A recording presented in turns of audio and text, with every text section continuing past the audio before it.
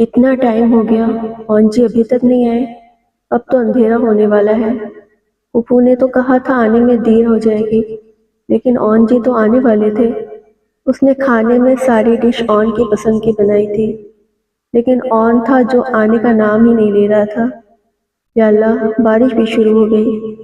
Please بجلی مت کڑکیے گا، وہ دعائیں مانگتی اپنے کمرے میں جانے لگی، جب آسمان سے بجلی کی کڑک کے ساتھ اس کی چیخ نکلی۔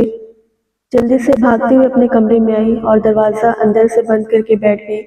اب تو بجلی بھی کڑکنے لگی ہے، اون جی کہاں رہ گئے؟ اس نے جلدی سے فون اٹھایا اور اون کو فون کرنے لگی۔ بل مسلسل جا رہی تھی اور اون فون نہیں اٹھا رہا تھا۔ اون جی پلیز فون اٹھائیے۔ بہت کوشش کے بعد بھی فون نہ لگا اور ایک بار پھر سے بجلی کڑکنے لگی، اور اس بار بجلی کڑکنے کے ساتھ لائٹ بھی چلی گئی۔ اب تو آرزو کو رونا آنے لگا، ڈر کے مارے اس کے ہاتھ پیر کانپنے لگے۔ تھوڑی دیر کے بعد اسے محسوس ہوا جیسے بجلی کی کڑک اس کے کمرے کی کھڑکی تک آ پہنچی ہے۔ اسے لگا کہ ابھی بجلی کڑکے گی اور اگلی بار اسے آگ لگ جائے گی۔ وہ بچپن سے ہی بجلی سے بہت ڈرتی تھی اور تائی امی اسے اور ڈراتی۔ گھر میں وہ ہمیشہ تایا ابو کے پاس رہتی ایسے موسم میں، اور وہ اسے اپنے سینے سے لگا کر یہ سمجھاتے کہ بجلی میں کچھ نہیں ہوگا، اور پھر تائی امی اسے ڈرتے ہوئے دیکھ کر ایسے واقعات سناتی جس میں بجلی گرنے کی وجہ سے لوگ جل کر مر گئے۔ اب ان میں کتنی سچائی ہوتی یہ تو وہ نہیں جانتی تھی، لیکن یہ ڈر بچپن سے ہی اس کے دل میں بیٹھا تھا۔ بارش کے ساتھ اس کے رونے میں بھی شدت آنے لگی۔ وہ اپنے کمرے کی طرف نکل کر سیڑھیوں کے نیچے بیٹھ گئی، جہاں بالکل اندھیرا تھا اور بجلی کڑکنے سے وہاں پر روشنی نہیں پہنچتی تھی، لیکن آواز کی وجہ سے اسے اور بھی رونا آ رہا تھا۔ اون جلدی گھر آنا چاہتا تھا، لیکن اچانک میٹنگ کی وجہ سے اسے رکنا پڑا اور فون بھی سائلنٹ پر لگانا پڑا۔ اب میٹنگ ختم ہوئی تو وہ جلدی جلدی گھر پہنچنا چاہتا تھا۔ رات کے 8:30 بج چکے تھے۔ اس نے آرزو کا نمبر ملایا، لیکن بار بار فون کرنے پر بھی نمبر نہ لگا۔ پتہ نہیں آرزو فون کیوں نہیں اٹھا رہی تھی۔ سوچتے ہوئے اس نے گھر کی راہ لی۔ اسے آرزو کی ڈر والی بات یاد آئی تو وہ زبیدہ کو فون کرنے لگا۔ ہاں اون بیٹا۔ اپنے فون پر اون کا فون آتا دیکھ کر زبیدہ کو بہت خوشی ہوئی۔ وہ گھر پہ ہے یا ابھی شادی والے گھر پر ہے؟ اس نے جلدی سے اپنا سوال پوچھا۔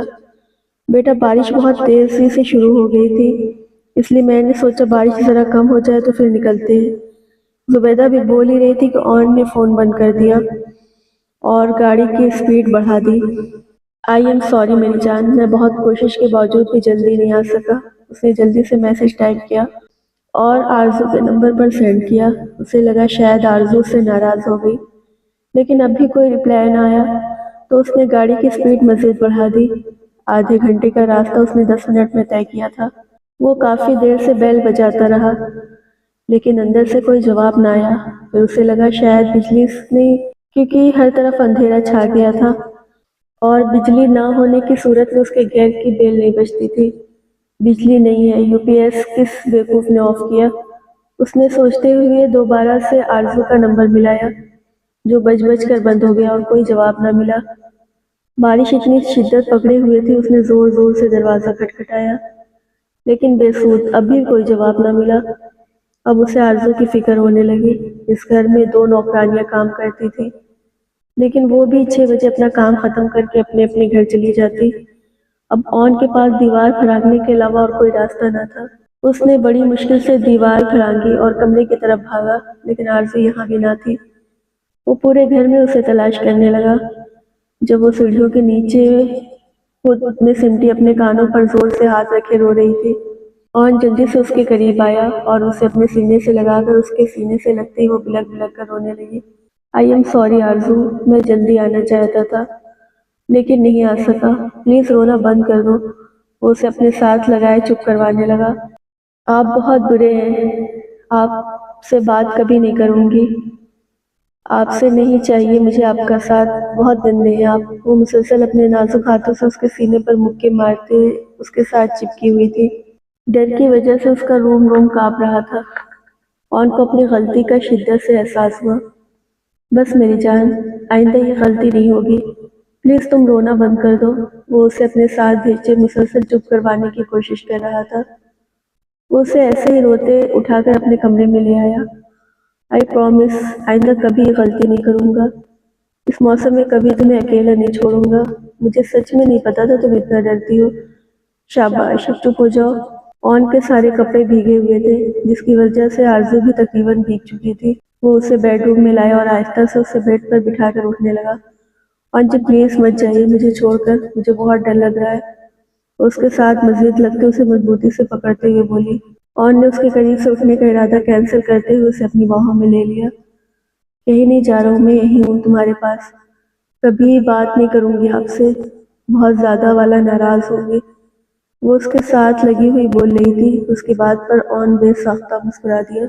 हाँ, बारिश के बाद, है ना? ऑन धीरे से बोला था और उसने इसरार में गर्दन हिलाई। यानी बारिश के इस मौसम में उससे दूर जाने का कोई इरादा नहीं रखती थी। यानी अभी राजी हो तुम मुझसे? ऑन ने आहिस्ता से पूछा। लेकिन बारिश खत्म होने के बाद आपसे बात नहीं करूंगी, वो उसके साथ चिपके हुए बोल रही थी। जब ऑन ने अपने लब उसके होठों पर रख दिए। अभी राजी हो तो इसका मौके का फायदा उठाने दो। अभी राजी हो तो इस मौके का फायदा उठाने दो, वो कहता हुआ उस पर झुका था। उसकी रेड ड्रेस देखकर वो पहले ही अंदाजा लगा चुका था कि वो उसका बेचैनी से इंतजार कर रही थी। लेकिन इस बारिश ने उन्हें मज़ीद एक दूसरे के करीब कर दिया। ऑन धीरे धीरे उसकी ज़ात ऑन धीरे धीरे उसकी ज़ात पर इस कदर छा गया कि बारिश की शिद्दत और बिजली की कड़क उसे भूलने लगी। मेन डोर की बेल बजी। यकीनन घर वाले वापस आ गए होंगे। आरज़ू तो थोड़ी देर पहले उसकी बाहों में बेखबर सो चुकी थी। वो उठा ताकि जाके दरवाज़ा खोल सके। उसने आकर दरवाज़ा खोला तो दरवाजे पर अपने माँ बाप और ताई को खड़ा देखा, जो बारिश से बचने की कोशिश कर रहे थे। आप लोग तो बारिश के रुकने पर आने वाले थे, वो आगे आगे चलते हुए बोला, जबकि बाबा पीछे दरवाज़ा बंद कर रहे थे। और जुबैदा और आसिया उसके साथ अंदर आ गई। हाँ बेटा, बारिश रुकने का नाम नहीं ले रही थी, इसलिए आ गए। आरसू कहाँ है? ताई अम्मी ने जवाब देते हुए पूछा। जब उसे अकेला छोड़कर गई थी तब तक नहीं हुई थी, तो अब क्यों है? वो आगे चलता हुआ बोला था। अगर आज वो टाइम पे घर नहीं आता तो ना जाने आरज़ू कितनी देर डरती रहती। रात के 10:30 बज रहे थे। बेटा हमने उससे पूछा था, लेकिन वो कह रही थी कि तुम्हारी इजाज़त नहीं है। जुबैदा बेगम ने सफाई पेश की। बस रहने दे, कोई ज़रूरत नहीं है आपकी सफाई देने की। और ना ही अब आरज़ू को यहाँ रहने दूंगा। लेके जा रहा हूँ कुछ दिन में उसे यहाँ से, हम अलग घर में रहेंगे। लेके चला जाऊंगा मैं आरज़ू को यहाँ से। वो गुस्से से कहता अपने कमरे में जा चुका था, जबकि जुबैदा बेगम को ऐसा लगा जैसे उनका बेटा आज ही उनसे दूर चला गया हो। वो कमरे में आया था तो आरज़ू को जागते हुए पाया। अरे तुम तो सो रही थी, जाग कैसे गई? वो वापस उसके करीब बैठते हुए बोला। आप जब उठकर गए तब मेरी आँख खुल गई। वो भी उठकर बैठने लगी तो ऑन ने उसके कंधे पर हाथ रखकर वापस लेटा दिया और खुद भी उसके साथ ही लेट गया। कल हम अपना घर देखने जाएंगे, उसने आरज़ू के हाथ अपने सीने पर रखते हुए बताया। बस थोड़ी सी सेटिंग रह गई है, फिर शिफ्ट हो जाएंगे। ऑन जी, आपसे एक बात पूछूं? आरज़ू ने कहा तो उसके ऑन जी कहने पर हमेशा ही मुस्कुरा दिया। पूछे, वो शरारती अंदाज में बोला। आप अब उससे बात क्यों नहीं करते? वो उसके सीने पर सर रखकर पूछने लगी। उसने एक नज़र आरज़ू को देखा, फिर आंखें बंद करके आहिस्ता से बताने लगा। वो औरत मुझे जन्म नहीं देना चाहती थी, वो मुझे इस दुनिया में लाना नहीं चाहती थी, मुझे मार देना चाहती थी, और उसका काम में मेरा बाप भी शामिल था।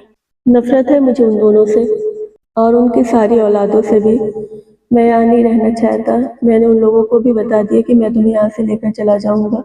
हम अपना घर बनाएंगे, हमारी अपनी अलग खुशियाँ होंगी, जिन पर तुम्हारा और मेरा हक होगा।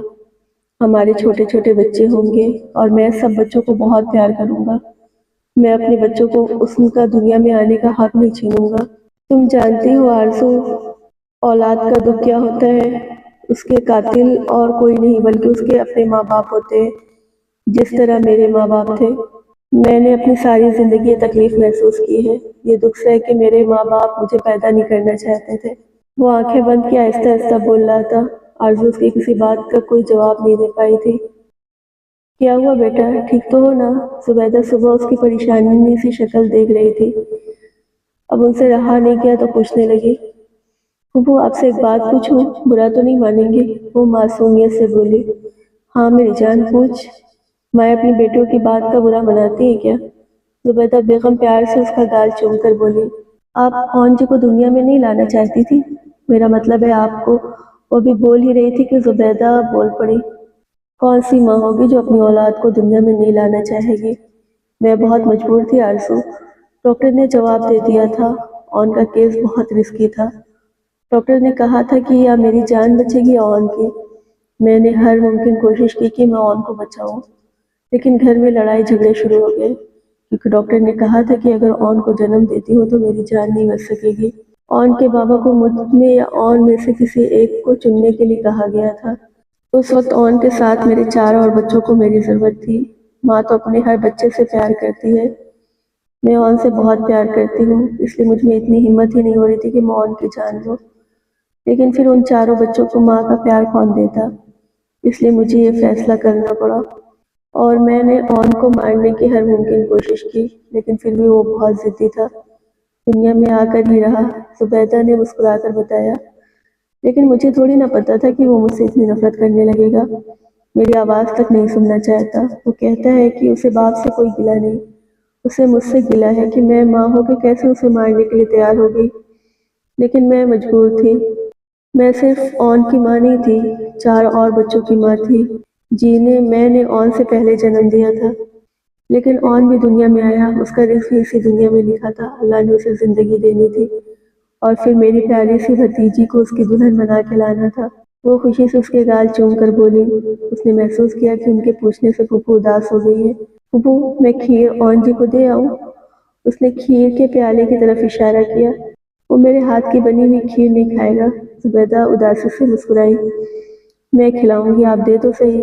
وہ مسکرا کر پیالہ اٹھا کر باہر لے گئی۔ اللہ میرے بچوں کو ایسے ہی خوش رکھنا۔